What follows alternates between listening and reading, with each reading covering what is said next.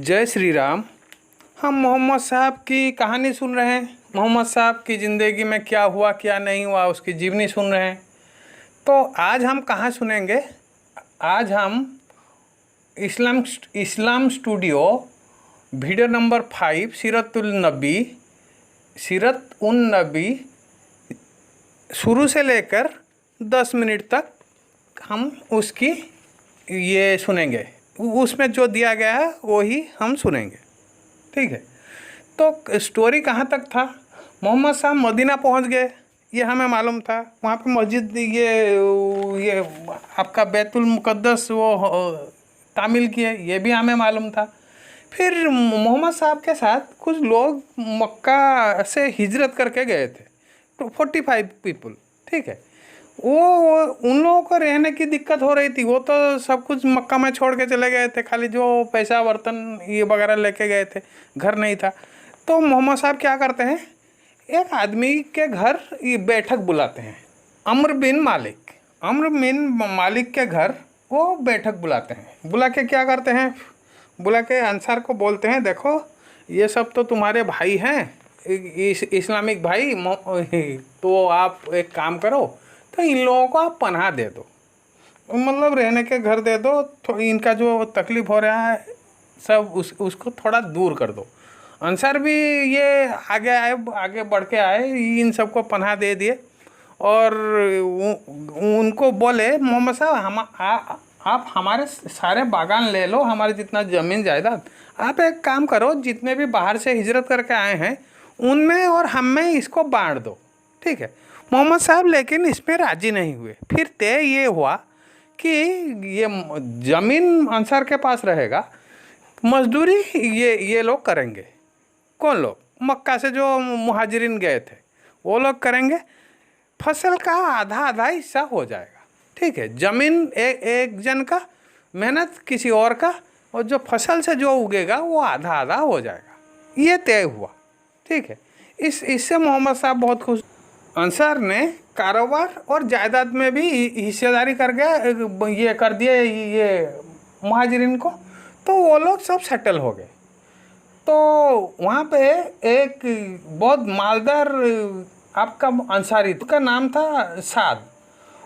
उन्होंने क्या किया, यहाँ से जो अब्दुल रहमान गए थे ये मक्का से हिजरत करके, उन्हें कहा, देखो मेरे पास जितना भी माल है आप एक काम करो, आधा ले लो, और मेरा एक दो बीबियाँ हैं, आप एक काम करो, जिसको आपको पसंद है वो आप चुन लो, मैं उसको तलाक दे दूँगा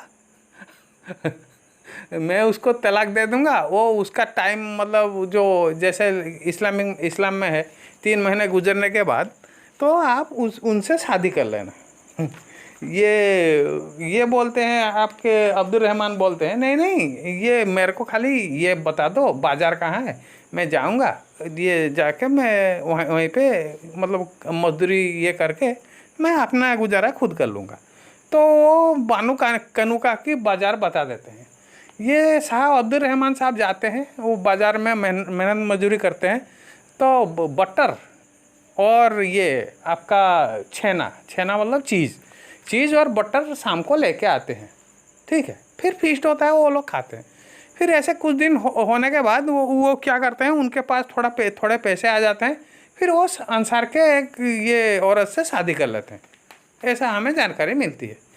फिर वहाँ पे यहाँ पे जो हालात थे, वो मोहम्मद साहब को वहाँ पे तो झगड़ा ये चल रहा था, सब तलवारबाजी। तो उन सब को कंसोलिडेट करने के लिए मोहम्मद साहब 3 आपका एग्रीमेंट करे, ठीक है।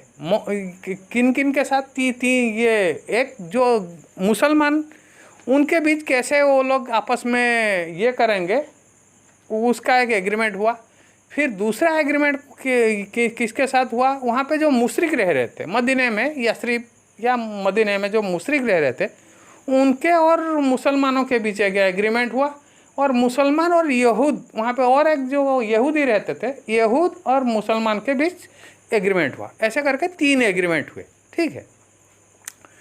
तो ये एग्रीमेंट क्यों हुए? क्योंकि वो लोग, मतलब जो मुशरिक और यहूद थे, ये मुसलमान के खिलाफ, मतलब हमेशा उनका तौर तरीका, ये रहन सहन, ये सब मतलब मुसलमान के ये प्रति मतलब एग्रेसिव था।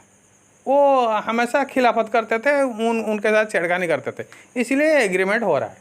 तो एग्रीमेंट सबसे पहले मुसलमान के साथ कैसा व्यवहार करेगा, तो ये सुनिए। कुरैश और यस्रिब के मोमिनीन व मुस्लिमीन और उनके मातहत होकर उनके साथ मिलने वाले और जिहाद करने वाले बकिया लोगों से अलग एक उम्मत है। नंबर 2, उनकी दियत की अदायगी और कैदी की रिहाई अहले ईमान के दरमियान साबित दस्तूर के मुताबिक होगी और ये फिदिये और दियत में अहले ईमान की मदद करेंगे। नंबर 3, ये लोग मुफसिद, जालिम और बागी के खिलाफ एक हाथ होकर उठेंगे, चाहे वो उनकी अपनी औलाद ही क्यों न हो। नंबर 4, कोई मोमिन किसी मोमिन को काफिर के बदले कत्ल नहीं करेगा और न किसी मोमिन के खिलाफ किसी काफिर की मदद करेगा। नंबर 5, अल्लाह का जिम्मा एक है, लिहाजा एक मामूली आदमी का दिया हुआ जिम्मा भी सारे मुसलमानों पर लागू होगा। नंबर 6, जो यहूद मुसलमानों के पैरोकार हो जाएं, उनकी मदद की जाएगी और वो दूसरे मुसलमानों की तरह होंगे। नंबर 7, मुसलमानों की सुलह एक होगी। नंबर 8, जो किसी मोमिन को कसदन कत्ल कर दे उससे किसास लिया जाएगा, सिवाय इस सूरत के कि मकतूल के वली राजी हो जाएं और अहले ईमान पर जरूरी है कि सब कातिल के खिलाफ उठ खड़े हों। नंबर 9, किसी मोमिन के लिए हलाल नहीं कि किसी हंगामा बर्पा करने वाले या बिदती की मदद करे या उसे ठिकाना मुहैया करे। नंबर 10, उनके दरमियान किसी बात में इख्तिलाफ हो तो उसे अल्लाह और उसके रसूल की तरफ लौटाया जाएगा। इस अहदो पैमान के अलावा कि मुशरिक की मतलब ज़्यादातर लोग मुसलमान बन चुके थे वहाँ पे, मदीने में जितने भी मुशरिक थे वो मुसलमान बन चुके थे, बाकी उनकी तादाद इतना था नहीं। तो उन लोगों को खाली इतना कहा गया कि आप जैसे रह रहे हो वैसे रहो। खाली मदीने से मतलब मक्का से अगर कोई आए इधर तो उन लोगों के साथ ना तो तुम दोस्ती करोगे, ना ये तुम उनके साथ दोस्ती नहीं करोगे और ना हमारे खिलाफ जाओगे। ठीक है, ये इतना कहा गया, मतलब मक्का वालों के साथ तुम कोई रिश्ते नाते रखोगे नहीं, बस तुम्हारे लिए इतना ही काफ़ी है। फिर क्या होता है, फिर बनु कानू का मतलब वो जो ये थे यहूद थे, उनके साथ एक एग्रीमेंट होता है। ठीक है, तो एग्रीमेंट सुनिए। यहूद मुसलमानों के साथ एक उम्मत होंगे, उनके लिए उनका दीन और मुसलमानों के लिए मुसलमानों का दीन होगा। उनके जिम्मे उनका खर्च होगा और मुसलमानों के जिम्मे मुसलमानों का खर्च होगा। नंबर 2, जो ताकत इस मुआहदे के किसी भी फरीक से जंग करेगी या यस्रिब पर हमला करेगी, सब आपस में उसके खिलाफ ताउन करेंगे और हर एक अपनी जानिब का दिफा करेगा।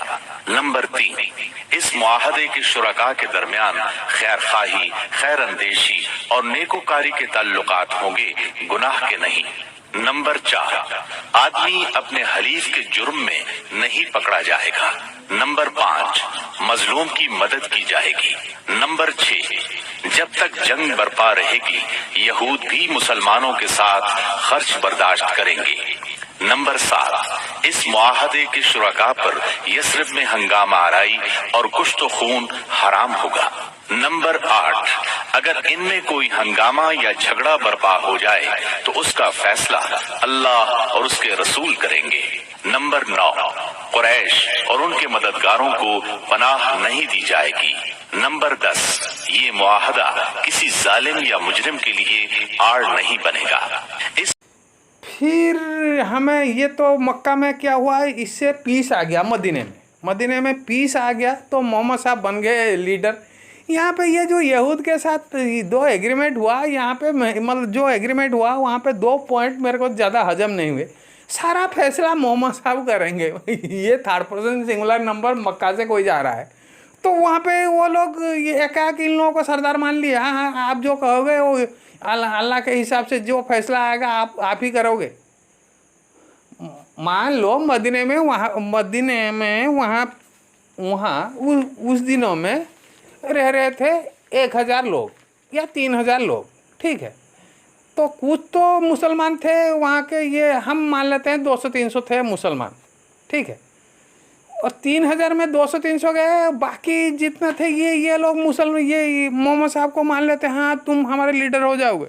वहाँ पे लीडर, इसका मतलब वहाँ पहले से कोई लीडर नहीं था। उनके जो पहले से प्रॉब्लम थे वो सॉल्व कौन कर रहा था? कोई तो कर रहा होगा। तो वो किधर गया? वो पॉलिटिकल ये किधर गया? वो पॉलिटिकल मतलब वहाँ पे जो भी मतलब 3-4 हज़ार रहेंगे तो वहाँ पे कुछ ना कुछ तो अरेंजमेंट होगी। उनका जो डिस्प्यूट होता होगा, उनका जितना भी ये प्रॉब्लम आते होंगे, कोई तो सॉल्व कर रहा होगा। यहाँ पे मक्का में पार्लियामेंट है, दारुल नदवा, वहाँ पे ये यशरिफ में कुछ नहीं है। तो यहीं पे थोड़ा झोल नज़र आता है। खैर जो लिखा गया है मैं आपको वही बता रहा हूँ। फिर आगे क्या चलता है? आगे चलता है इसी ये एक बार एक पीस एग्रीमेंट हो गया, उसके बाद का हाल यहाँ पे भी जिक्र है। क्या क्या वो खास इवेंट यहाँ पे हमें सुनने को मिलता है। खास इवेंट क्या है? किबला बदला गया। यहाँ से जो मक्का से जितने भी गए थे हिजरत करके और अंसार, सबसे पहले वो यशरिफ मतलब बैतुल मुक़द्दस की तरफ मुँह करके नमाज़ पढ़ रहे थे, ठीक है। 16-17 महीने ऐसे किए। फिर क्या हुआ? फिर मोहम्मद साहब ने अल्लाह के हुक्म से उसको चेंज कर दिया। किस तरफ? आपके ये मस्जिदुल हराम मतलब मक्का मंदिर की तरफ वो उसको चेंज कर दिया, ठीक है। फिर इसी बीच और एक वाक़या आया, क्या? रमज़ान के रोज़े और ज़कात ये दोनों फ़र्ज कर दिए गए, ठीक है। यहीं से स्टार्ट हुआ ये। फिर ईद के नमाज और सदकातुल फितर मतलब वो जो सदका करते हैं, बलि देते हैं, ये भी इसी बीच शुरू किया गया, ठीक है। ईद उल फितर और ईद उल अज़हा ये दो फेस्टिवल मनाने लगे। फिर क्या आता है? फ़ातिमा, मोहम्मद साहब की बेटी जो फ़ातिमा थी, उनकी शादी होती है अली से, तो ये यहीं पे हो जाती है। फिर जिहाद फ़र्ज किया गया। पहले वो लोग क्या करते थे? मक्का में खाली तबलीग करते थे। अब क्या हुआ? अब हुआ कि आपने हिफाजत के लिए अगर तलवार उठाना पड़े तो आप तलवार उठा सकते हो। मक्का में भी पहले नहीं उठा सकते थे, खाली तबलीग कर सकते थे, ये इतना पड़ता। अब ये चेंज हुआ, ठीक है। और क्या हुआ? और हुआ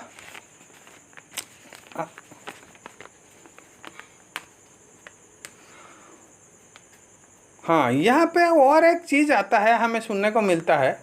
वो क्या है? वहाँ पे सरिया और गजवा, ठीक है, ये शुरुआत हुई है। तो सरिया किसको कहते हैं? जो मोहम्मद साहब किसी और को लीडर बना के, अमीर, उसको लीडर मतलब अमीर बना के भेजे हैं, तो उसको सरिया कहा जाता है। मोहम्मद साहब जिस जंग में पार्टिसिपेट किए हैं उसको गजवा कहा जाता है। ये 21 से लेकर 27 तक गजवे हैं और सरिया इनसे कहीं ज़्यादा है। तो मक्का में, मदीने में, यशरिफ में जब मोहम्मद साहब जाके नहीं पहुंचे थे, वहाँ पे एक ये अब्दुल्ला करके आदमी था, बहुत मालदार आदमी। वो इसी चीज़ को मतलब वो सरदार बनने की कगार पे था। मोहम्मद साहब जब जाके पहुँचे तो ये उसको, मोहम्मद साहब तो सरदार बन गए, वो मोहम्मद साहब के खिलाफ हो गया, ठीक है, खिलाफ हो गया और मोहम्मद साहब के खिलाफ काम करने लगा। तो इसी बीच कुरैश ने अब्दुल्ला को एक ख़त भेजा। क्या भेजा? ये काम करो, हमारे शहजादे आपके पास हैं, उसको या तो वहाँ से निकाल दो या उसके साथ जंग करो, ठीक है। ये कुरैश वाले धमकी भरा खत भेजते हैं अब्दुल्ला को, क्योंकि वही देख रहे, इससे पहले ये जानते थे वही सरदार है, इसके लिए उसी के पास भेजते हैं, या तो आप लड़ाई करो या निकाल दो, नहीं तो हम लोग पूरा फोर्स के साथ जाएंगे, तुम्हारे सारे जितने भी लड़ाके हैं मतलब जो सोल्जर्स हैं सबको कत्ल हो जाएगा, और तुम्हारे जितने भी औरत हैं उनके साथ मतलब जातियाँ हो जाएंगी, ठीक है। ये मतलब इसके पास ये ऐसा खत आया। तो कल आगे सुनेंगे इसके बाद रिएक्शन क्या हुआ। आज के लिए जय श्री राम।